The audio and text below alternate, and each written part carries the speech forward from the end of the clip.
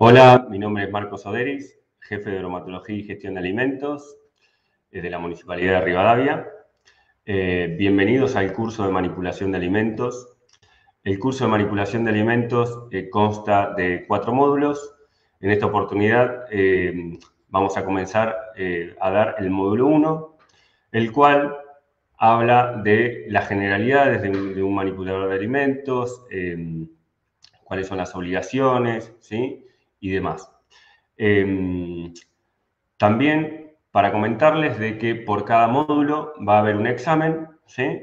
El cual al finalizar cada módulo, el interesado en continuar con la libreta sanitaria deberá rendir el examen, ¿sí? Y así, de ese modo, llegar al certificado del curso de manipulación de alimentos. Para rendir el examen se deberá comunicar, ¿sí? Vía esos contactos que van a aparecer en pantalla, vía mail, bromatología@munirivadavia.gov.ar, y al celular 2392 53 18 51. De cualquiera de esas dos vías se comunican con el área y le otorgamos el link de acceso al examen correspondiente. Bien, nos metemos en el curso de manipulación, módulo 1. Como les decía, en esta oportunidad arrancamos con el módulo 1, ¿sí? En el cual habla un poco de, digamos, cuáles son los objetivos del manipulador de alimentos, cuáles son las responsabilidades. Un poco también tiene que ver con las buenas prácticas de manufactura, ¿sí? Y la importancia que tiene un manipulador de alimentos, ¿sí? Al desarrollar su trabajo dentro de la cadena alimentaria. Previo a todo esto, digamos, hacemos una breve introducción a lo que tiene que ver con bromatología, ¿sí? Bromatología es, digamos, es una disciplina en la cual atiende y se ocupa, digamos, a todo lo que tiene que ver con alimentos, ¿sí? Estudiándolos desde todos los puntos de vista, ¿sí? Es decir, su composición, el metabolismo, sus contaminantes, su tecnología, etcétera, etcétera, su microbiología, ¿sí? Digamos, es lo que controla, ¿sí? Y estudia desde todo ese punto de vista a lo que tiene que ver con alimentos.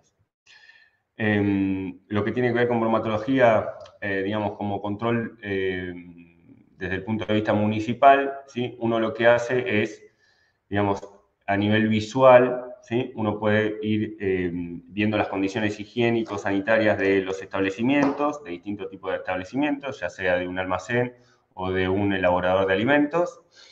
Si cumple o no cumple con las buenas prácticas de manufactura, ¿sí? Y las condiciones higiénicas del manipulador de alimentos. Luego definimos qué es un alimento, ¿sí?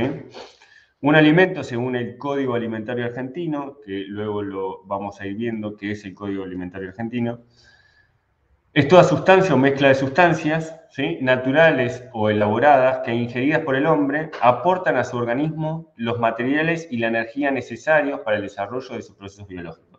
Es decir, alimento se define aquella sustancia o mezcla de sustancias que se ingiere, digamos, se introduce al organismo, aporte o no aporte nutrientes. Luego tenemos una clasificación en lo que respecta a alimentos, ¿sí? Esto de que está de moda, digamos, a nivel nutricional, con los ultraprocesados, ¿sí? Y demás. Alimentos frescos son aquellos alimentos en los cuales justamente son naturales, ¿sí? Como por ejemplo las carnes y las frutas y verduras. Alimentos mínimamente procesados son aquellos alimentos que han sufrido mínimamente un proceso tecnológico. Por ejemplo, las harinas, ¿sí? Los alimentos procesados son aquellos alimentos en los cuales han sufrido un proceso tecnológico y también, digamos, tienen en su composición como máximo 5 ingredientes, ¿sí? Por ejemplo, los enlatados, ¿sí? Las conservas, etc. Y los alimentos ultraprocesados son aquellos alimentos que han sufrido varias transformaciones tecnológicas y a su vez también en su composición alimentaria tienen más de 5 ingredientes, ¿sí? Por ejemplo, las confituras, los chocolates, los snacks, los fiambres, etc. Bien, entonces definamos qué es un manipulador de alimentos, ¿sí? Y quiénes son los manipuladores de alimentos. Un manipulador de alimentos es toda persona que por su actividad laboral, ¿sí?, tiene contacto directo con los alimentos durante su preparación, fabricación, transformación, envasado, almacenamiento, transporte, distribución, manipulación, venta, suministro y servicio de productos alimenticios al consumidor. Es decir, aquella persona que directamente está relacionada con toda la cadena alimentaria, que después la vamos a ir definiendo, que tendrá más o menos injerencia, pero tiene una manipulación en definitiva. Es decir, quien los produce, aquella persona que, por ejemplo, está en la huerta, ¿sí?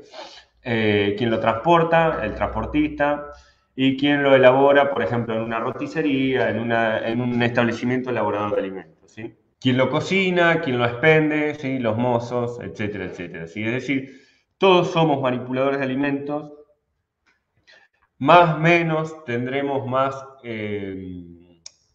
digamos, injerencia en lo que tiene que ver con los riesgos, ¿sí? Pero en definitiva, toda persona que está en contacto con los alimentos en toda la cadena alimentaria se considera manipulador de alimentos, con lo cual esa persona deberá contar con el curso y el certificado del curso de manipulación de alimentos. Como les decía, en más o menos injerencia existen entonces la definición de manipuladores de alto riesgo, ¿sí? ¿Qué es un manipulador de alto riesgo?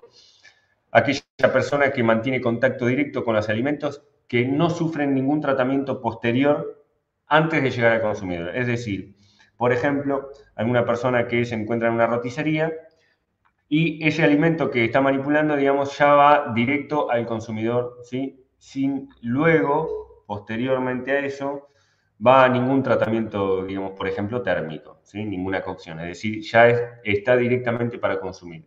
Esa persona que manipula ese alimento es un manipulador de alto riesgo, con lo cual, digamos, ahí hay que acentuar bastante bien las condiciones higiénicas, las condiciones de buenas prácticas y demás, ¿sí? Así como está el manipulador de alto riesgo, por supuesto, está el manipulador de bajo riesgo. Por ejemplo, un carnicero, un tambero, etc. Entonces, ¿cuáles son las responsabilidades de un manipulador de alimentos? Como responsabilidad de un manipulador de alimentos es atender a aquellas variables que pueden ser controladas justamente por esta persona, ¿sí? Por ejemplo, respetar las temperaturas de cocción, respetar las condiciones higiénicas, mantener las condiciones higiénicas del lugar, tanto del lugar como de la persona, controlar, respetar las temperaturas de refrigerio, si es que ese alimento necesita refrigeración o no, etcétera, etcétera. Esas variables, digamos, tienen que ser controladas y respetadas, digamos, por la persona, en este caso, manipulador de alimentos. Ahí vemos, ahí abajo, cocción, limpieza, manipulación, higiene personal, ¿sí? Son variables en las cuales tienen que estar controladas por la persona. Bien, esta definición inocuidad la vamos a escuchar en todo este curso, ¿sí? Inocuidad, un alimento inocuo es un alimento seguro, ¿sí? Inocuidad es igual a seguridad. Para que un alimento sea inocuo, ¿sí?, es decir, que no me va a causar ninguna enfermedad, deberá estar exento, es decir, libre de patógenos, que luego vamos a ver la definición de patógenos, alérgenos, por ejemplo el TAC, para los celíacos, y sustancias tóxicas, ¿sí?, etcétera, ¿sí? Es decir, un alimento inocuo tiene que estar libre o exento de estas situaciones. Luego definimos un alimento genuino, ¿sí? ¿Qué es un alimento genuino? Es aquel que responde primero, obviamente, a la legislación vigente, que la legislación vigente en lo que tiene que ver con todo el territorio nacional es el Código Alimentario Argentino, que lo mencionábamos ahí en las primeras filminas. No contiene sustancias no autorizadas, es decir, realmente lo que me dice el producto realmente es lo que es, digamos. Se expende bajo la denominación rotulados legales, ¿sí? Todo el rótulo y la definición de producto, la denominación de producto, atiende, digamos, y coincide realmente lo que es, ¿sí? Sin indicación, signos o dibujos que puedan engañar respecto a su origen, naturaleza y calidad. Por ejemplo, en el mercado existen, digamos, situaciones que uno parece que compra un producto, pero se está llevando, digamos, otro, ¿sí? Es decir, más allá de que el elaborador me está diciendo bebida láctea, uno piensa que es leche, pero es bebida láctea, como para dar un ejemplo, ¿sí? Debido a que no es leche porque en alguna, digamos, en algún ingrediente, contiene un ingrediente que no corresponde a la naturaleza de la leche, ¿sí? Por ejemplo, algún almidón, etc. O, por ejemplo, también uno piensa que se lleva café y es polvo para café, ¿sí? No vamos a hablar de marcas, obviamente, pero, digamos, está en la misma góndola que el café, etcétera, pareciera que es café, pero en la denominación de producto, perdón, dice polvo para café. Bien, cuando se pierde la genuinidad, es decir, cuando evidentemente, digamos, se pierde algo en esa característica de genuinidad del alimento, ¿sí? Pasa a ser o un alimento alterado, o un alimento contaminado, o un alimento adulterado, o un alimento falsificado. ¿Sí? Es decir, cuando se pierde la genuinidad de ese alimento, pueden estar presentes las cuatro situaciones, en distintos momentos o en igual momento, ¿sí? Que luego lo vamos a ir viendo. Un alimento alterado es aquel alimento en el cual, una vez cumplido su vida útil, ¿sí? Por naturaleza, ¿sí? Pierde las características organolépticas, es decir, el color, el olor, el sabor, etc. Por ejemplo, en este gráfico, de la naranja, perdón, cuando se pudre, ¿sí? Es decir, cumple su vida útil, por naturaleza, digamos, empieza a descomponerse y pierde valores nutritivos, pierde las características organolépticas naturales de la naranja, ¿sí? Por ejemplo, también otra situación es la carne descompuesta, la leche fermentada cuando se corta, las galletitas húmedas, ¿sí? Cuando le ingresa humedad del ambiente al paquete de galletitas mal cerradas, etcétera, etcétera, ¿sí? Es un alimento alterado, que luego vamos a ver puede o no puede, digamos, causarme enfermedad. Esta situación de alimento alterado es una situación de no intencional, digamos, ¿sí? Es decir, cumplió su vida útil el alimento y, digamos, sin intención ocurre esto. Un alimento falsificado, esto sí es una situación intencional, ¿sí? Yo estoy falsificando un producto. Ejemplo de falsificaciones, por ejemplo, tenga la apariencia de un producto legítimo, esto del ejemplo que les decía de bebida láctea, un sachet en la misma góndola de lácteos, etc. Debería haber sido llamado bebida láctea, pero se llama leche, ¿sí?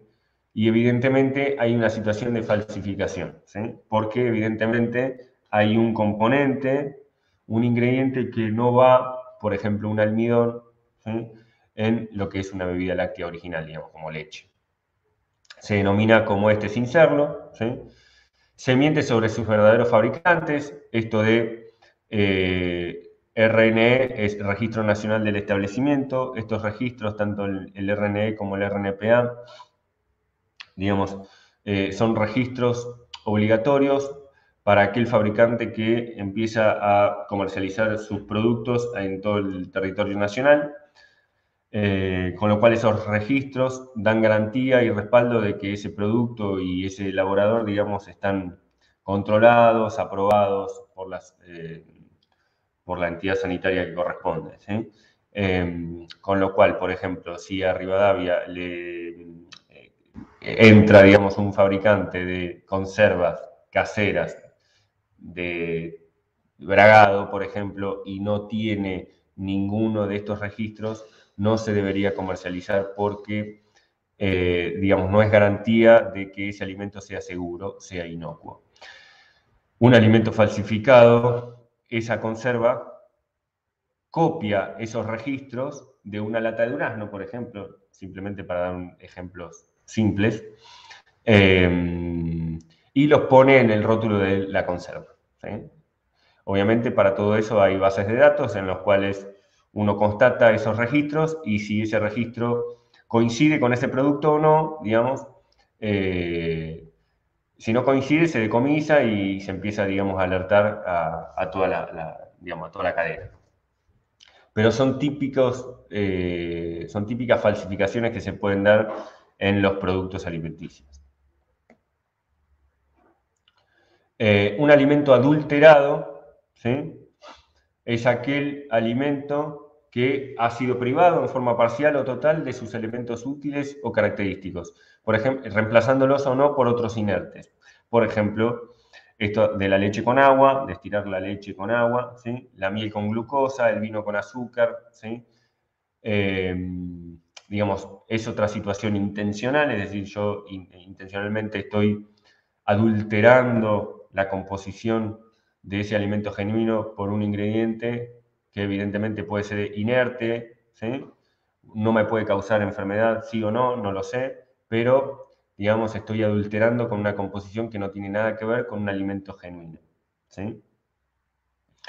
La leche con agua, ya lo dijimos. Por ejemplo, otra situación es el pimentón, el polvo de pimentón con polvo de ladrillo. Digamos, es otra situación de alimento adulterado. Y alimento contaminado es una situación también no intencional, como la primera, ¿sí? No intencional, no me doy cuenta que se me contaminó, ¿sí? Evidentemente se me contaminó porque metí la pata en alguna situación, es decir, evidentemente en la cadena no cumplí con buenas prácticas de manufactura y se me contaminó el alimento. En esta situación, digamos, es la que podría llegar a causar o no enfermedad, ¿sí? Debido a que, digamos, no me doy cuenta y esa es una situación más de alto riesgo, digamos, ¿sí? Puede que el alimento se me contamine con agentes vivos, por ejemplo, virus, microorganismos o parásitos riesgosos para la salud, sustancias químicas, también puede ser nocivo para la salud, depende de su concentración, sustancias minerales, sustancias orgánicas extrañas a su composición, componentes naturales tóxicos, etcétera, ¿sí? Es decir, el alimento ha sido contaminado desde un pelo, un pedazo de metal, hasta un virus o bacterias, ¿sí?, que me pueden causar enfermedades. Un alimento, por su naturaleza, no existe contaminación cero, ¿sí? Es decir, estamos rodeados de microorganismos, el aire, digamos, que nos rodea está, digamos, compuesto también, hay presencia, digamos, de microorganismos, etcétera, etcétera. No existe la contaminación cero, no existe la esterilidad en un alimento, digamos. El tema es que cuán contaminado esté ese alimento nos puede o no causar enfermedad, ¿sí? Pero, digamos, esta leyenda que no es posible exigir contaminación cero, digamos, porque evidentemente, digamos, por su propia naturaleza el alimento y por el aire que nos rodea, etcétera, etcétera, no es posible, digamos, tener cero bacterias en un alimento. Entonces, observamos que es posible que un alimento contaminado sea inocuo, es decir, un alimento que pueda llegar a tener un pelo o, digamos, o algo de bacterias, como recién lo habíamos dicho, sea inocuo, es decir, sea seguro, no existe la contaminación cero. Un alimento contaminado no esté alterado, ¿sí? Ejemplo, la mayonesa con salmonela. La salmonela es una bacteria patógena que nos causa enfermedad, que luego la vamos a ir viendo en otros módulos. Los patógenos como la salmonela no alteran el producto, con lo cual, digamos, es muy peligroso, ¿sí?, debido a que no me da indicio de que ese alimento esté contaminado. Un alimento adulterado no sea tóxico, ejemplo, la leche con agua, digamos, el agua no me va a generar ninguna enfermedad siempre y cuando el agua que yo le agregue esté controlada. Con lo cual un alimento adulterado no va a ser tóxico o digamos, o inseguro.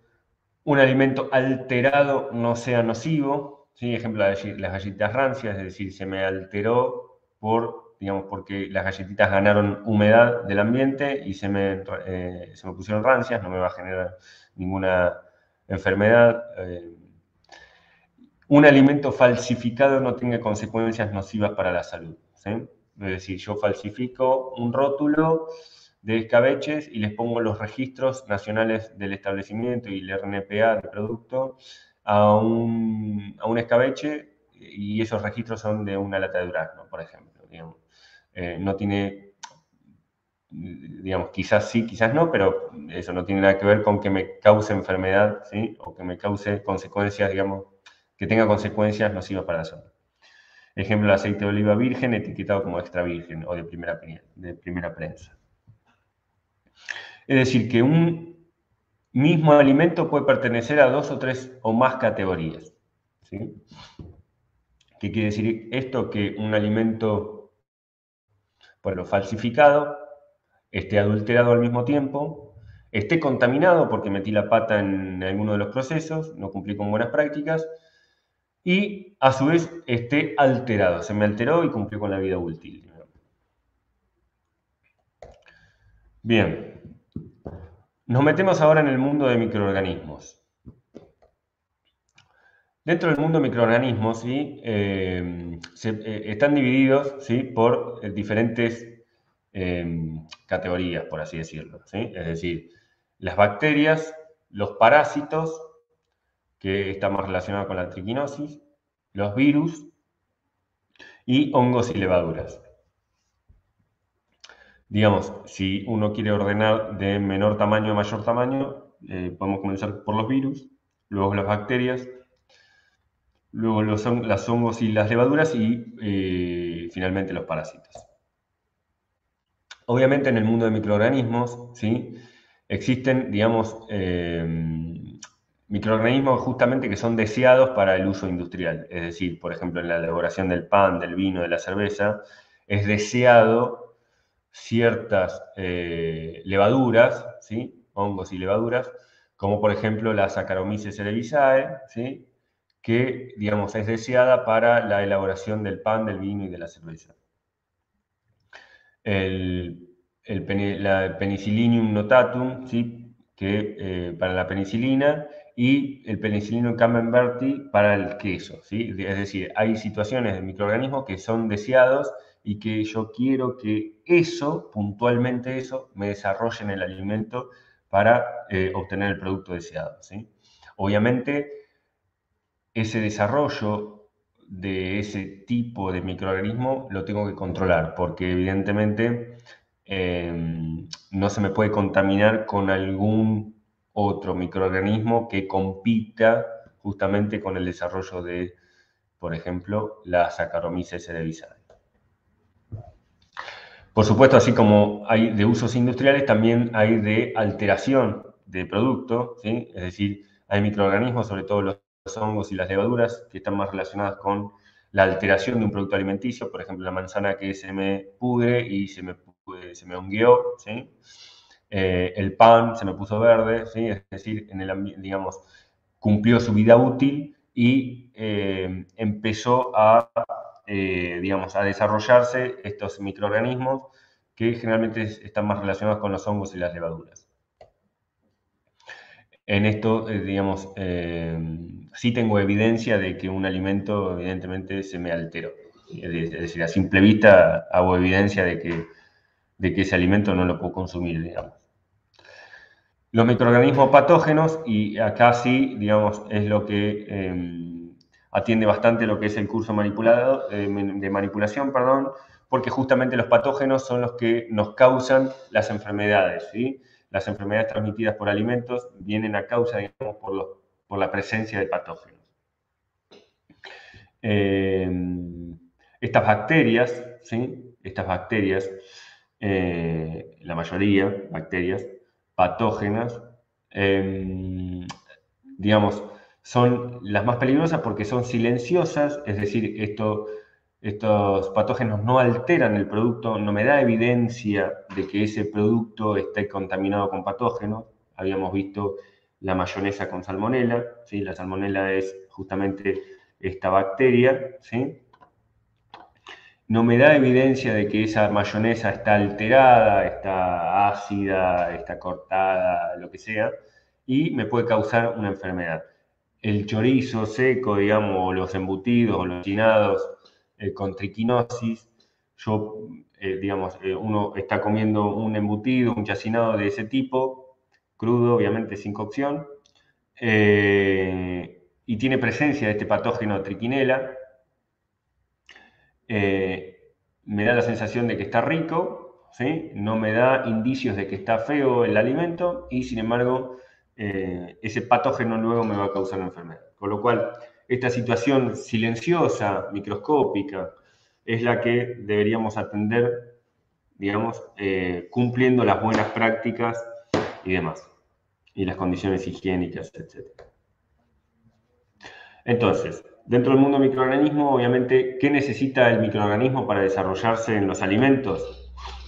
Básicamente necesitan encontrar en el medio nutrientes, ¿sí? Sobre todo proteínas y demás, que, digamos, ahí está gráficamente cuáles son los alimentos que se definen de alto riesgo, ¿sí? Las carnes, los lácteos, el huevo, los pescados, ¿sí? Y las pastas frescas. Son, por definición, alimentos de alto riesgo, porque evidentemente en esa composición, ¿sí? En ese medio, encuentran los nutrientes necesarios para el desarrollo de las bacterias o de los microorganismos. También necesitan de agua, ¿sí? Acá hay una salvedad, digamos, humedad no es lo mismo que actividad de agua, ¿sí? Digamos, lo que necesitan los microorganismos es el agua libre, ¿sí? Es decir, actividad de agua más cercano a uno, ¿sí?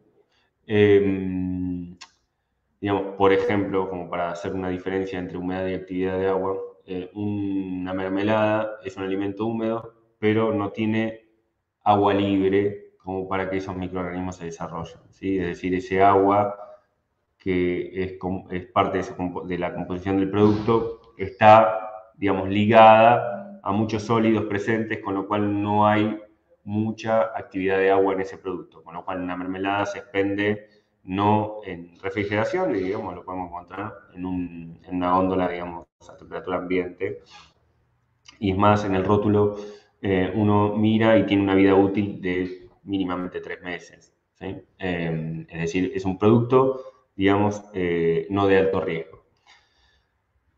Cuando esa mermelada, por ejemplo, como para seguir con el mismo ejemplo, empieza a, digamos, a circular la vida útil, digamos, una vez abierto y demás, se empieza a formar como una especie de agua libre en la superficie, es decir, ese charquito que se ve en el producto, digamos, ahí empieza a perder ese agua que estaba ocluida, metida ahí en la misma matriz del producto, empieza a liberarse y va quedando justamente agua libre para el desarrollo de las bacterias.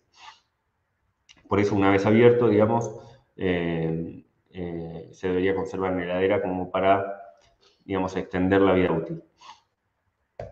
Bien, entonces necesitan nutrientes, ¿sí? Como las proteínas, necesitan humedad, agua libre, perdón, necesitan temperatura para el desarrollo de las bacterias. Fíjense, en este gráfico podemos encontrar entre 65 grados y 5 grados, ¿sí? Mayor de 5 y menor de 65 grados está lo que se define como zona de peligro, ¿sí? Esta zona de peligro, que es bastante amplia, es decir, por fuera de la heladera, el desarrollo de las bacterias es exponencial, ¿sí? Es decir, si encuentran un alimento propicio con nutrientes y humedad y la temperatura le es favorable, es decir, se encuentra fuera de la heladera, el desarrollo de las bacterias es, digamos, es exponencial. Obviamente también depende de la acidez o el pH de ese alimento. El óptimo, digamos, es el pH neutro o, digamos, gráficamente, como así lo dice, el agua, ¿sí? Un alimento ácido o un pH bajo es aquel alimento en el cual, digamos, se lo grafica, acá está graficado como el limón, ¿sí? Es decir, aquel alimento que es ácido, ¿sí? El ácido es como un medio de conserva, ¿sí? Como por ejemplo si lo meto en la heladera, o el vinagre. Con lo cual, si yo encuentro un alimento que es, digamos, cumple con los nutrientes, cumple con el agua, estoy fuera de la heladera, pero no me da la acidez, digamos, ahí es como que frena el desarrollo de bacterias, ¿sí? Pero si estoy en un medio neutro, el desarrollo de bacterias es exponencial. Por supuesto, hay bacterias que necesitan el oxígeno para desarrollarse. Hay bacterias que necesitan el oxígeno, que son aeróbicas, se las define como bacterias aeróbicas, y hay bacterias, que las vamos a ver luego, que no necesitan el oxígeno y que, digamos, esas bacterias se las define como bacterias anaeróbicas. Es decir, las bacterias anaeróbicas, cuanto menos oxígeno, mejor para desarrollarse. Y el tiempo, ¿no? Es decir, si encuentran nutrientes, agua libre, temperatura óptima, pH óptimo, oxígeno o no oxígeno, dependiendo qué tipo de bacterias, y el tiempo, ¿sí? Evidentemente ese alimento luego va a sufrir una alteración o, digamos, o me puede causar una enfermedad en el desarrollo de los patógenos, ¿sí? Por ejemplo, en la gráfica se puede ver que una sola bacteria puede producir 536 millones de bacterias en tan solo 15 horas. Es decir, un alimento fuera de la heladera, mal conservado, y con todo lo que venimos diciendo, en 24 horas una bacteria me pueden desarrollar billones de bacterias y ese alimento se puede alterar y yo doy indicio, digamos, de que ese alimento no lo puedo consumir, o en ese alimento me pueden desarrollar patógenos, ¿sí? Que no me da indicios de que está alterado ese producto y me los pude haber consumido, digamos, y me causa enfermedad. ¿Cómo llegan los microorganismos a los alimentos? Bien, por varias vías. El aire es un contaminante, recién lo dijimos, no existe digamos, la esterilidad en ningún lado, ¿sí? Siempre hay bacterias, parásitos, virus y demás que nos rodea, digamos, más o menos concentraciones. Agua, ¿sí? El agua también es una vía, el suelo también es otra vía. Los insectos y los animales, ¿sí? Luego vamos a ir viendo en el último módulo lo que es manejo de plagas, ¿sí? A través de utensilios, superficies y equipos. Esto tiene que ver con las condiciones higiénicas, el transporte, ¿sí? Las condiciones higiénicas del transporte, el transportista, la contaminación cruzada, el manipulador, las manos, la ropa, etc. Y, por supuesto, los microorganismos presentes en forma natural en los alimentos, ¿sí? Bien, contaminación de los alimentos. 3 tipos de contaminaciones: físicas, químicas y biológicas. Bueno, lo que respecta a la contaminación química, puede ser durante el almacenamiento, en la elaboración, en el envasado, durante el transporte, ¿sí? Por ejemplo, antibióticos, medicamentos, residuos tóxicos en frutas, ¿sí? Esto de, por ejemplo, miren la gráfica en donde, digamos, estoy aplicando, ¿sí?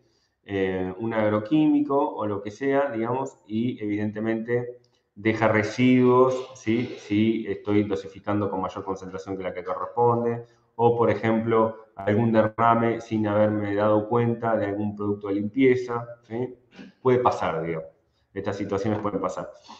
Otra situación extrema, digamos, es aquel producto de limpieza que lo coloco en una botella de spray y viene otra persona del grupo familiar y parece que es ese spray y se toma un trago de lavandina o aguarrás como ha pasado, digamos, ¿sí? Son ejemplos, digamos, que pueden pasar. Una contaminación física es aquel alimento en el cual, digamos, evidentemente, en algún en alguna etapa del proceso ha sufrido una contaminación, por ejemplo, un metal, ¿sí? Acá vemos un metal, un pedazo de metal en un panificado, un pelo en la comida, ¿sí? Esto puede ocurrir, digamos, en la elaboración, en el almacenamiento, en el envasado, ¿sí? Puede o no puede causarnos enfermedad, digamos. El pelo no necesariamente nos va a causar una enfermedad, pero nos da indicios, digamos, de las condiciones higiénicas del lugar, ¿sí? Y las contaminaciones biológicas que, digamos, están más relacionadas a las enfermedades transmitidas por alimentos. Es decir, tanto físico, químico, también nos pueden producir enfermedades transmitidas por alimentos, pero, digamos, la física es más visible. Las situaciones biológicas que atienden a las bacterias, a los parásitos y demás, es la que, digamos, debemos acentuar mucho más, digamos, porque se trata de una situación microscópica, en la cual a simple vista no lo podemos ver. Dentro de la contaminación biológica están, digamos, hay diferentes agentes microbianos como las bacterias, que son las que causan más frecuente las intoxicaciones o las infecciones alimentarias, los parásitos, que conocemos bastante con el tema de la triquinosis, virus, está más relacionado con la persona, ¿sí? Para que, digamos, en el cual la persona puede transmitir hepatitis A, digamos. Hongos, ¿sí? Tiene que ver con un poco con la alteración del alimento. Y priones, digamos que esto ya hace años que está erradicado, pero digamos la mención con la definición de la vaca loca, en realidad un prión es una malformación de una proteína, digamos, a nivel genético, ¿sí? Antiguamente estaba permitido en el alimento balanceado para los animales, sobre todo para lo vacuno, estaba permitido, digamos, harinas de carne como concentrado proteico en el alimento balanceado. Hoy en día, por esta cuestión de la vaca loca, porque justamente en la composición de la harina de carne, digamos, evidentemente le generaba esta situación, se elimina la harina de carne como concentrado proteico y se le sustituye en este caso por soja o alguna otra variante.